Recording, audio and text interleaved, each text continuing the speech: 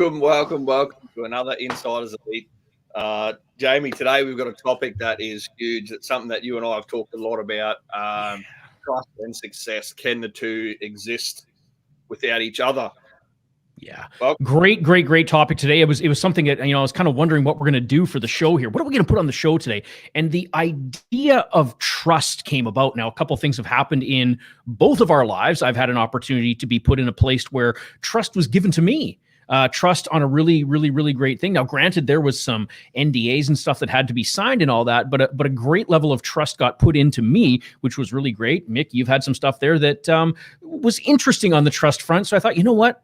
Let's go ahead and let's really talk about trust. Trust in business, trust in your personal life, trust in everything. And, before we started the show here, Mick, you brought up a really awesome point, because we always talk in the green room, we get talking and all that.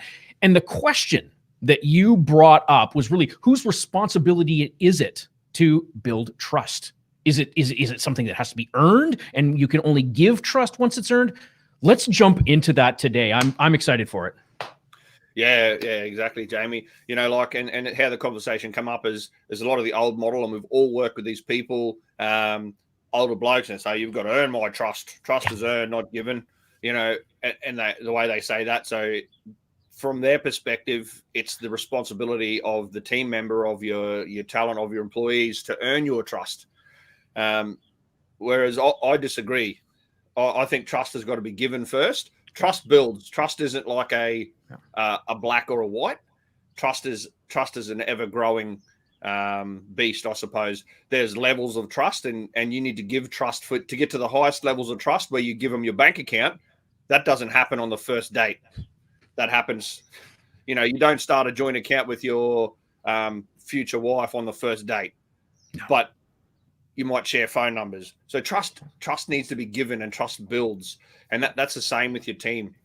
You need to trust that they're going to do the right thing and build that trust over time. And as they grow and develop, but if you don't give that trust first, trust never developes. Yeah. Trust must first be given before it can grow. It's absolutely. It's one of those things, and it's, while yes, they do things to develop your trust and to earn more of your trust and to grow trust mutually, it first needs to be given. Otherwise, it will never exist in the first place. Yeah, no question about it. And really think about that. When we're talking about our employees, I'm going to dig into this one a little bit here, because if we're talking about our employees, and depending on the size of your corporation, if you're not willing to put that trust forward, i.e. give that trust into your team, your employees, your staff, what does that say about you? What does that say about your hiring practices? Let's put it into perspective. Depending on the size of your business, how big you are, if you're the person that's hired them, yet you won't first give that trust, give something in which they can say, wow, Mick, you're a great guy. Jamie, you're a great guy. You're someone I can absolutely trust because you gave that trust first.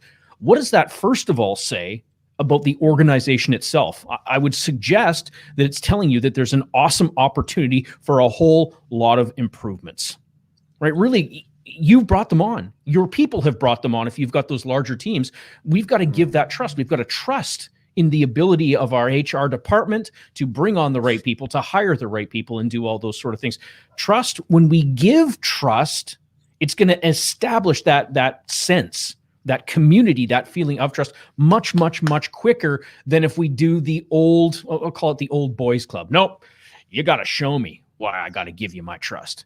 See, that doesn't work anymore. That's really, truly flipping the script on the way things are done. Because when we do that, when we give first, when we come from that place of, giving our best stuff, pulling on Gary Vee's stuff, right? Mm-hmm. And what does he say? Give your best stuff. Put your best stuff out there. Just trust that information is going to get to that right person.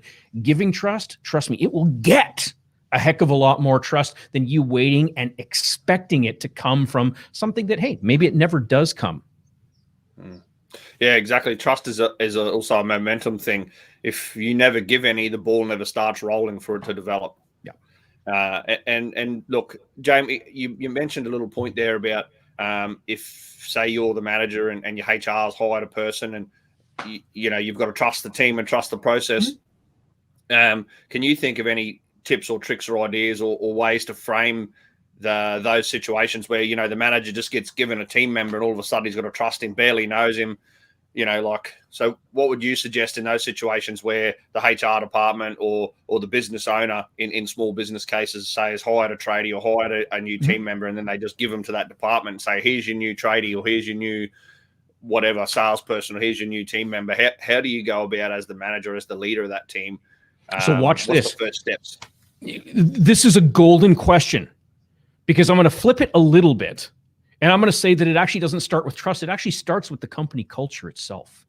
If we're in a company culture where we're in a place where we can't trust our HR department because who knows who they're hiring. If they got a heartbeat, we're bringing them in. I've been in those situations. We were so desperate to have people on teams, on staff. It was basically, if you had a heartbeat, you were hired, right? We've been in those places.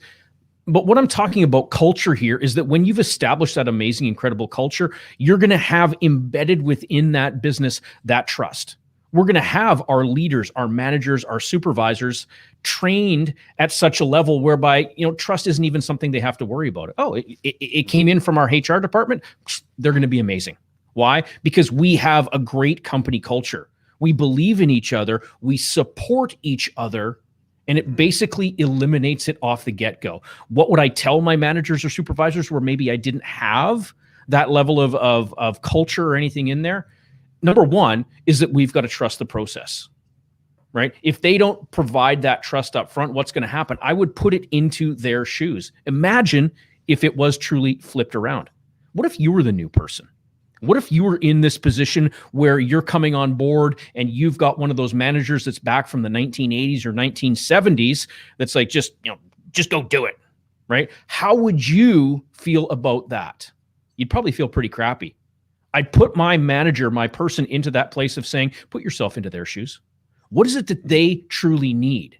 What can you do for them as one of your team members that's going to help them create massive, radical success? Because if you don't believe in these people, if you don't believe in the rest of this team, what does that really say about us as a culture? I would have a conversation like that. I would be open to having that conversation. Yeah, absolutely, Jamie. And that's triggered a couple other little things to add on to that. Mm-hmm. And as a leader, it's your responsibility to give your team everything they need to be successful. That is your number one responsibility as the leader of that team. It's not your job to do their job for them or to mollycoddle them. It's there to give them everything they need to be successful.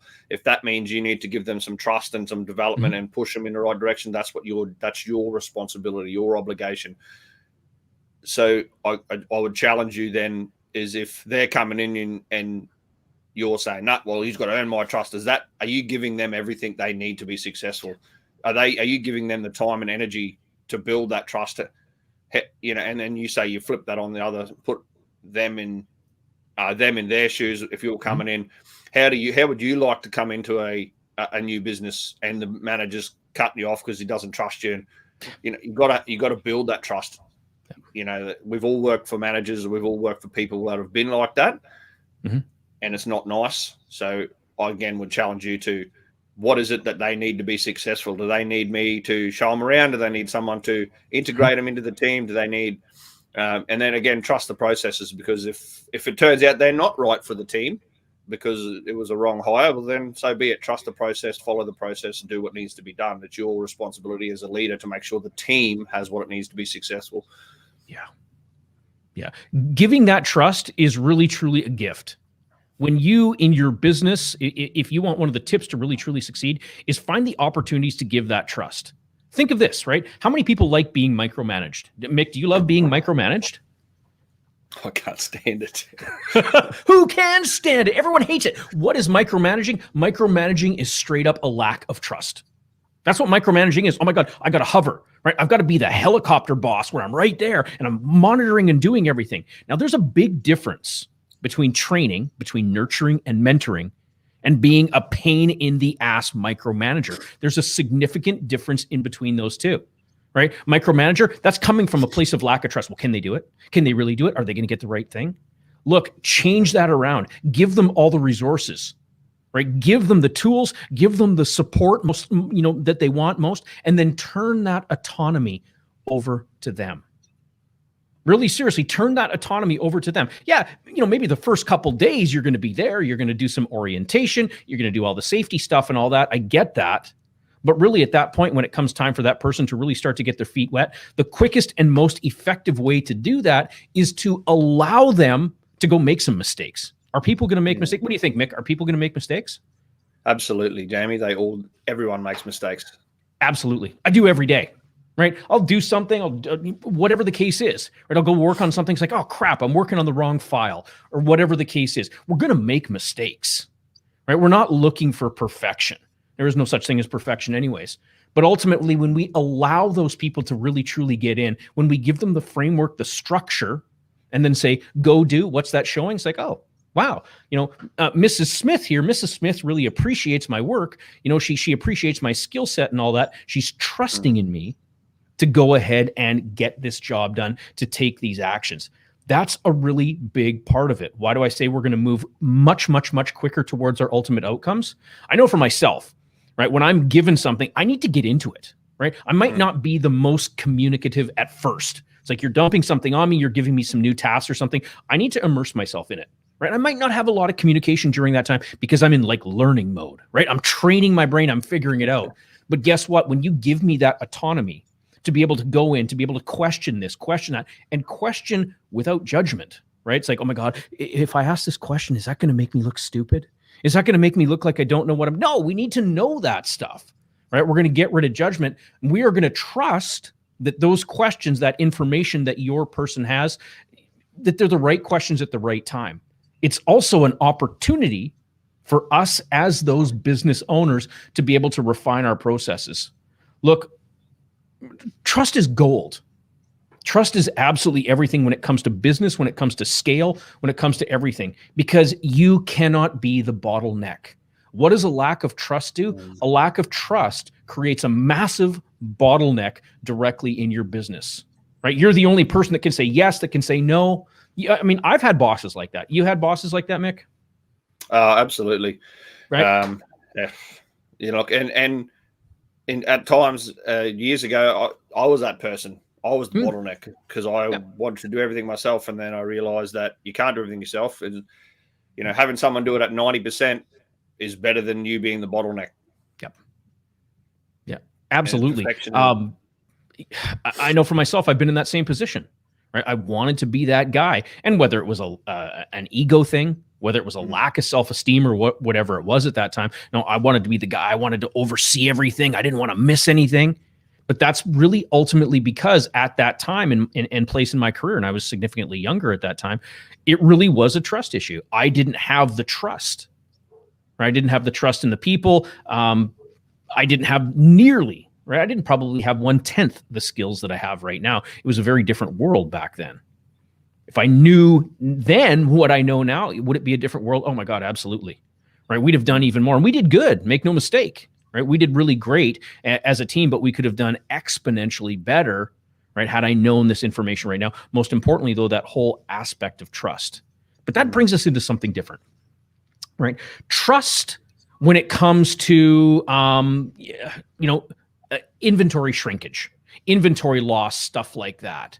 How do we still enable ourselves to give that trust, yet, really make sure that our business, that we're not, being taken advantage of in any ways? What's your thoughts on that, Nick? Oh, look, Jamie, I have an inherent belief that people are good. Mm-hmm. That's a belief that I have deep inside, is that people are generally good. And I believe that, you're innocent until proven guilty. Yep. And look, people take things, and there is people that aren't as good or don't do the right thing. Don't get me wrong. I'm not naive in that respect. But the reality is we need to be able to trust that people are inherently doing the right thing. Yep. And you need to create a culture where they think it's okay. So I'm going to use a trade business as example, because I have that's my background. So you might have some stock, some parts, some PowerPoints, some whatever, some gear for your jobs there, and you do your stock take and there's 4 missing. If you haven't created a culture where the team members will come up and say, hey, I need a PowerPoint for home, can I grab one? Then you've missed the mark on culture. It's not, they've taken one thinking that they won't miss a PowerPoint. I just need to change one. Or they've just grabbed one out of their ute and thought, I'll let someone know that next week, but they've forgotten about it. But if you haven't created a culture where they come to you and say, hey, can I have one of these, or can I grab one? What do I owe you for it? And you're like, oh, don't worry, just take it, or whatever it is. If you haven't created that culture where they feel they can just come and ask for things or tell you about it straight away, then I think it's a cultural issue, not necessarily that person's done the wrong thing issue. Yes, they've technically done the wrong thing. They've taken something without asking, but I think that it comes down to the culture that you've created, whether they feel that safe to be able to bring that up or to ask, or to hey, I've noticed a couple of GPOs missing. I must have used them on a job somewhere and not booked them out. I don't know what's going on there. And then believe them and go, yep, no dramas, mate. We need to be more accurate on that.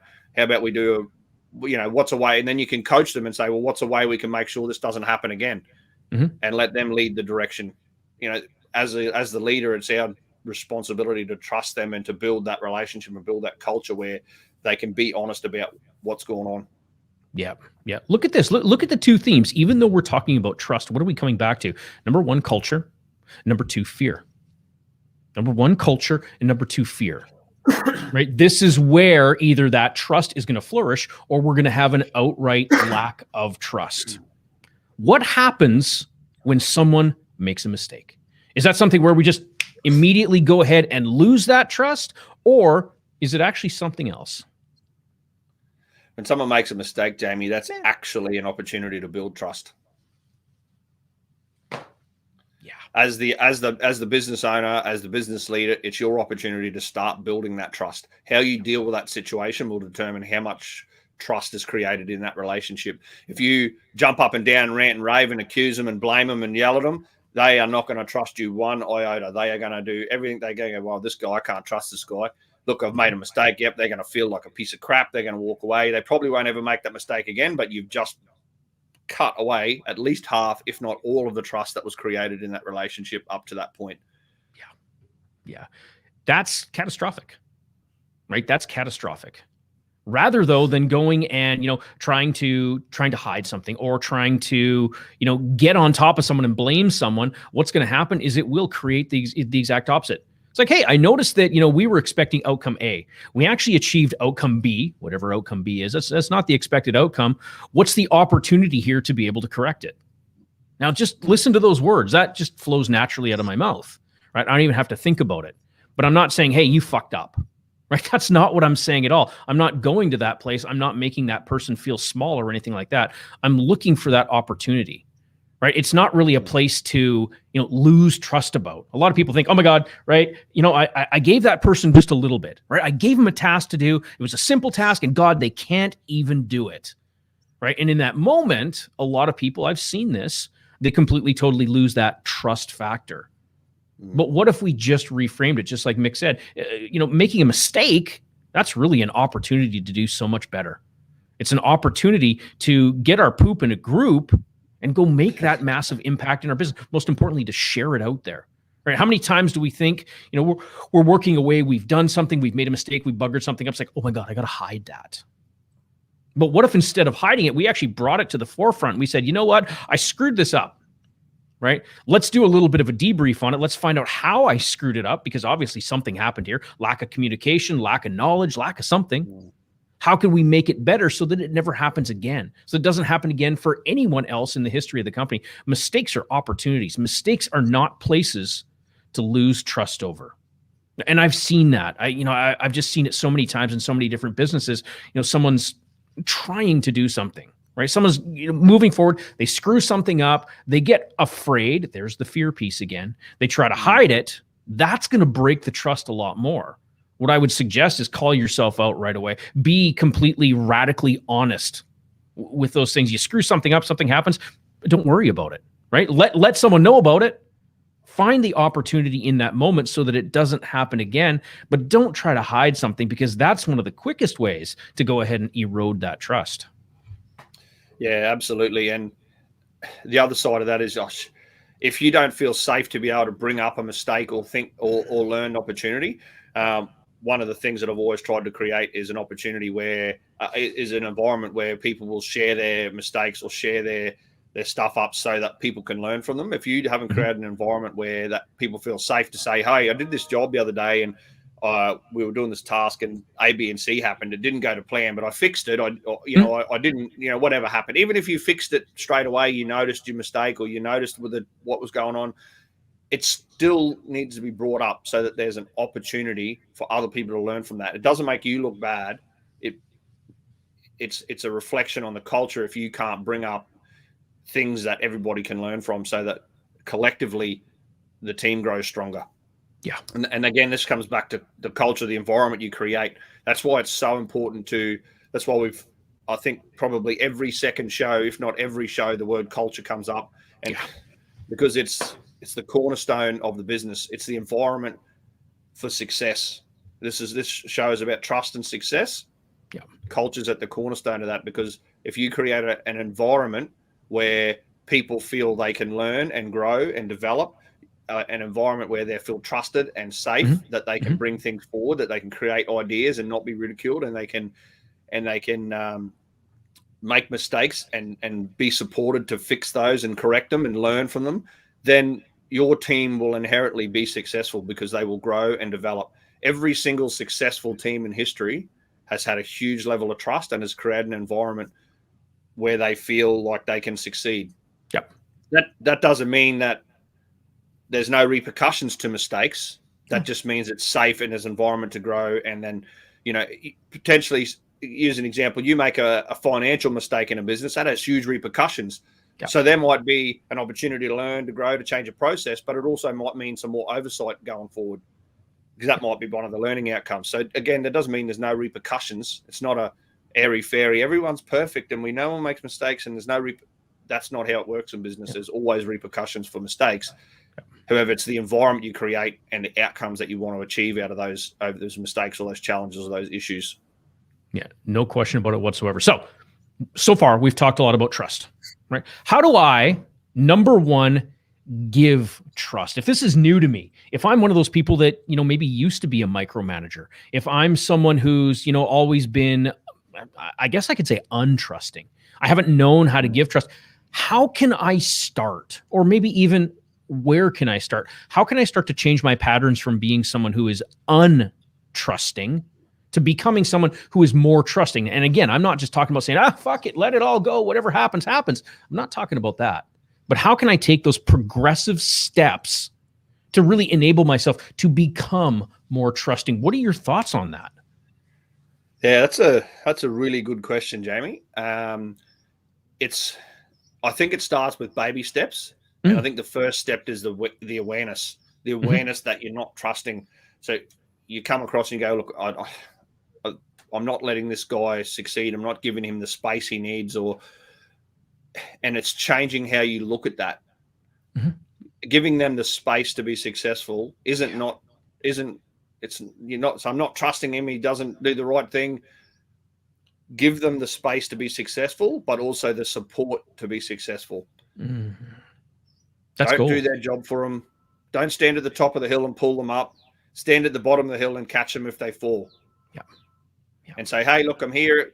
Go for it. If you need anything, I'm here. If you want advice on where to put your handhold when you're climbing that mountain, I'm just right here. I can guide you. You're still watching, keeping an eye on things.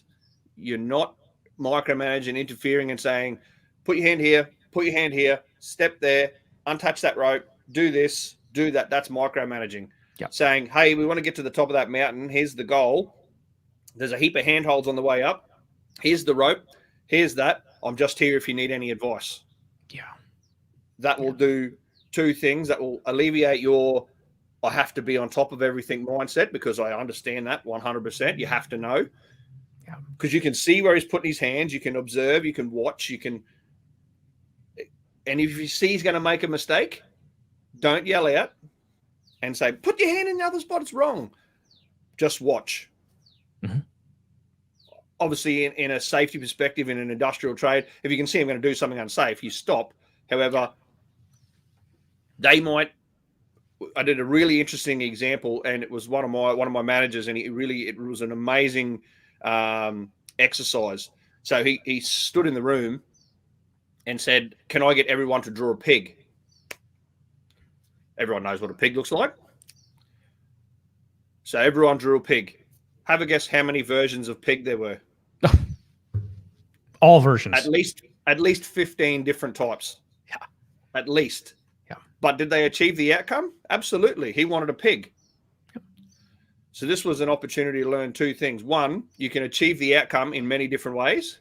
Yeah. And as the leader, if you want a pink pig with 4 legs from a side view, you need to articulate that.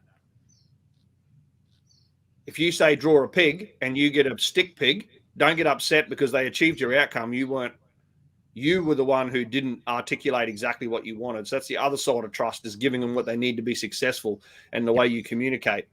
If I told, like you said, if I said climb that mountain, you can't get up them for putting their hand in the wrong spot because you didn't tell them, I want you to go up the left face. Yep. How they get up there, you've either got to articulate it or let them get there in their own path. And that's a big thing. I've been watching here for the last month here. I like to binge watch shows and stuff. And one of the shows I've been watching is Gordon Ramsay's Hell's Kitchen. Right? I've really been kind of watching that into that. And one of the things that I notice he does when it comes time, when it's close, when down to the black jackets, they got the black jackets on. It's now one team and they allow them to go work up at the pass. Now, one of the things that I watch Gordon do is, right, when someone will come up and someone has a dish or something like that that's not quite right. Typical one they like to do is I'm going to talk food here now. I'm going to get all hungry. But with the risotto, what they'll do oftentimes is rather than putting lobster in the risotto, they'll put crab in. And it's done intentionally to check to see if that chef is on top of it, if they're making sure, right? What Gordon will do is rather than doing the great big, oh my God, stop, don't put it out there, right? He'll go, hey, is everything okay with that dish? Could we use something like that as a leader? Could we, as leaders, actually take a lesson from that and really change how we're doing it? Right? You know what? Is that really where you want to go? Right? Is that the best, is that the best choice in this position right now? Allow the question to be out there. It's not that outright stop, but it's going to get that brain questioning. I love it. Right? I love seeing that question. I really learned something from that show that's totally applicable to business, is rather than just jumping all over it and making a big deal of it, just ask a great question. Right? Is there any other choices we could make right now? Right? Is that the best choice right now? If it is, okay, let's see what happens. Right? Again, you'll be there at the bottom to catch them. Right? You're going to make sure. And again, if it's a safety issue, obviously we're going to jump in. Totally different scenario. But really here, ask a great question. It's still giving that trust. It's prodding in the right direction. And guess what? Your people aren't going to feel like shit for saying, oh my God, I'm just, you know what? You made me feel stupid. No, we're going to give that trust. We're going to believe in those people. Why? Because you've brought them on. Your team's brought them on, and it comes back to that ultimately. Now get this. Here's another one. How do we begin to trust ourselves? How do I go ahead and learn to really, trust myself, trust the decisions that I'm making, trust that the words that are going to come out of my mouth as we do this live broadcast, just trust that they're going to be the right words. Because, we don't have this scripted. It's not scripted or anything. How do I begin to go ahead, Mick, and actually start to trust myself? That's a good question, Jamie. And I think I'm going to use, you mentioned this show, I think I'm going to use that as an example. So we first did this show, like I said, we were nervous as shit. I was up an hour and a half before, pacing backwards and forwards. And the show was at 7 a.m. then. So I was up at 5:30, pacing the house, making sure everything was just so. And I think the way I learned to trust myself is we did the first show, we took the step, and then thought about it and went, well, that was pretty good. That worked. Mm-hmm. That didn't work. Okay. So, yeah, righto. So we debriefed it a little bit and said, we need to do this next time. Imagine if we did this to the show, how much better it would be. So then it's like, I think the trust builds with runs on the board. But the very first thing is you must take the step, because it's really easy to be critical on ourselves as business owners, as business leaders, to get everything perfect. Mm-hmm. And that will be your biggest downfall, even when it comes to trusting things or trusting yourself, is take the step and then trust the process that you will get better next time, and better and better and better. We haven't been able to deliver the show the way we do just because we script and rehearse and we do everything perfect every week. We trust that we've got the knowledge and the skills. And the reason I trust that we've got that is because we've got the runs on the board. And we've done topics that we haven't really studied before. Mm-hmm. And in those cases, we went, right, this is a new topic. What have I read about this? We do a little bit of thinking. We put a little bit of effort into it and go, okay, I have read some stuff about this, actually. We've got this and this. We've got this topic. We've got these questions. That's a great, yep, perfect. And then we trust that we'll be able to draw on that information as we need it, because our brains are an amazing thing and it's full of information. Even if we've forgotten we've learnt it, it comes out in the moment. Some of the things I've said on the show, I've forgotten that I've learnt. Yep. And it's because I trust that the knowledge is there and that it will come out at the right moment. And it does. And that's runs on the board when you get to that level of trust. But the very first step is to take the step. Yeah. No question. Go do. Right. That's one of my big things. Almost all my posts, everything, it's go do. Right. Go do. And that's really what it's all about. You're looking to take those imperfect actions. The only way that you can build up that trust, that certainty, that confidence within you is if you go and do the task. Notice I didn't say try. Right? Try presupposes the fact that you're going to fail. We're not going to try. We're going to go and do. Yeah, sure. We might get some unexpected outcomes. But if, Edison with the light bulb 10,000 times, we've all heard the story. If he went and stopped after, 500 times, well, he wouldn't have been the one that invented the light bulb. Right? What did he do? He trusted himself that he had a vision, he had a purpose, he had a passion, and he went forward. Absolutely, totally non-stop. Go do. Really, seriously, those two words, they can change your life. They can change your business. It's a big deal. That's why I'm emphasizing it so much. Going and doing, right? Going and taking that action is going to move you exponentially further forward towards your ultimate outcome than sitting there thinking about it. And you know what? Maybe not trusting yourself. You do a little bit, you debrief, you look at, yeah, I did okay. I didn't die. You take another couple steps. Oh, okay. We're still going good. I didn't get bit by a snake on the foot or anything like that. Each and every step you take forward is going to build more of that trust in you. But I'll tell you what, if you're looking to have that absolutely perfect scenario, that perfect situation, hell, again, come back to the show here, Mick. We don't have everything perfect. There's lots of stuff that doesn't go right. A couple of weeks, it was last week, I think we weren't even able to broadcast. We didn't have all the accounts linked up and all that. But does it stop us? Absolutely not.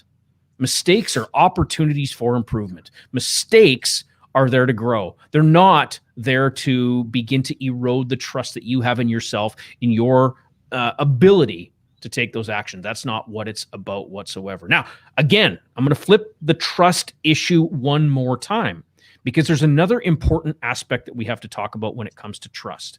Mick, when do we slack off and not worry about what our clients think? Never. Yeah. As a service business, as a business that relies on clients, and I don't know a single business that doesn't rely on clients. As a service business, what your clients think of you, what the experience they get, is everything.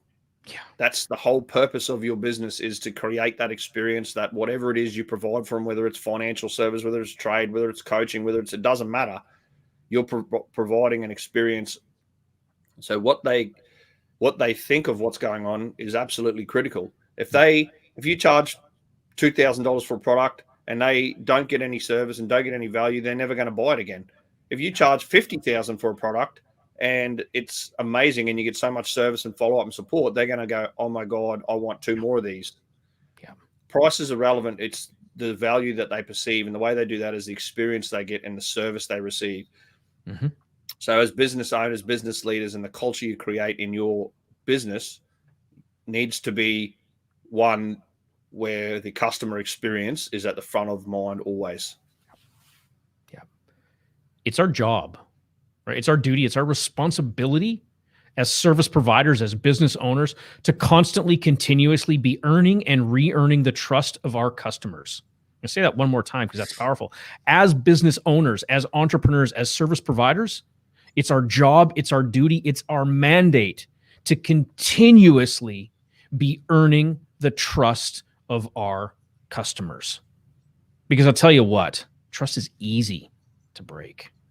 Trust is easy to break, right? Example, someone, has this beautiful web page and they say they're going to do all these things, whatever the service, it doesn't matter what the service is, right? Beautiful web page. They're listing off all their features, benefits, all the wonderful, amazing, incredible things that they're going to do. You're like, oh my God, this is the company that's going to save me from whatever it is that they're saving you from, right? They've got all this stuff listed out. So you enter into a contract with them. You sign up. Maybe it's a month to month. Maybe it's a yearly contract, whatever it is. And then all of a sudden you start seeing all those things that are on the web page, all those wonderful features and benefits that they had said they're going to do is not what they're doing to move forward. Look, we've got to be, as those entrepreneurs, as those service providers, we have to be on top of that. We have to make absolutely sure that the information that we're sharing, that trust building information that we're sharing, right? Those results, all that, are what we practice on a day-to-day basis moving forward. I've been in those situations. Right? I've been one of those guys that read all the fancy stuff and all the fancy words. And yes, I did the work. Make no mistake. This isn't about me just sitting back saying, coaching is a great one, right? Yeah, I got a coach. So, everything's going to be perfect and dandy. And I don't have to do any work because my coach is just going to coach me and everything's going to be great. It doesn't work like that, right? It takes you putting in the effort. You laugh at that one, Mick, but it's true. Right. I mean, I've done, God, I don't know how many coaching calls, thousands and thousands and thousands of coaching calls. And I'll tell you what, right? I would see people that would literally believe it. Well, I've got a coach. Everything's fine. I don't have to do anything now. I got a coach. It doesn't work like that. It's not about that at all. Right. And that's a little bit of the reason why I've kind of stepped away from coaching a little bit. It's not so much about coaching anymore. It's about training, mentoring, and really, truly making that difference. Yes, there's coaching aspects there, but I digress. The information that you have, that you share, that you publish, that you share about your business, come back to it and come back to it and come back to it and make sure that is what you're absolutely doing. Because I'll tell you what, when it comes to that perspective, that relationship between you and your clients, trust can go away just like that. You make one little misstep, right? And you don't do what you say you're going to do. It's going to erode that trust radically fast. That's an opportunity.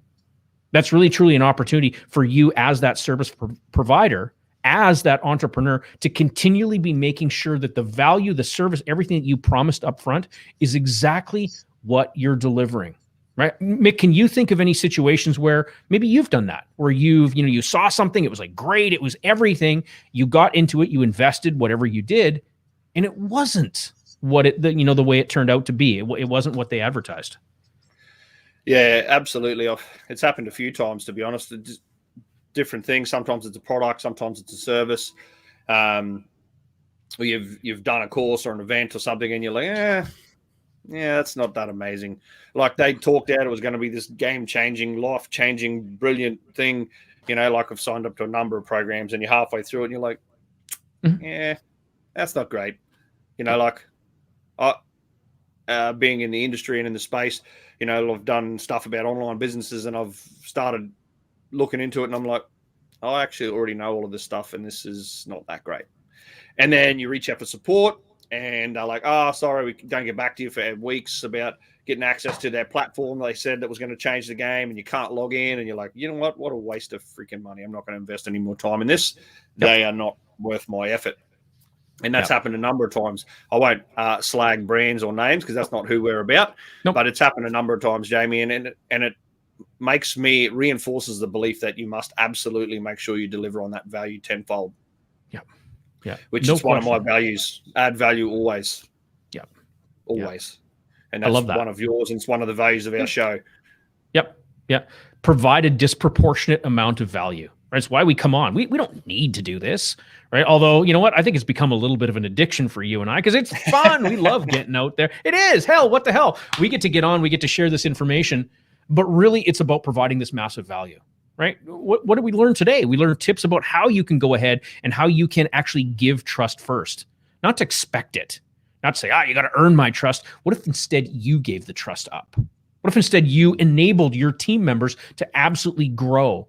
We learned about trusting ourselves, what it takes to take that action.